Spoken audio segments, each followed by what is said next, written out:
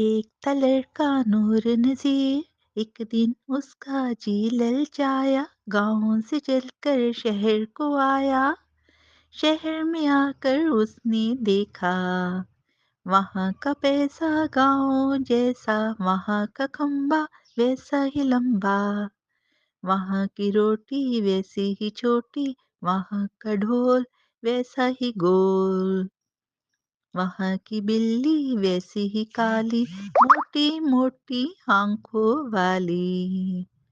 ویسے پودے ویسے پیڑ، ویسی بکری ویسی بھیڑ، دل میں سوچا اور پچھتایا،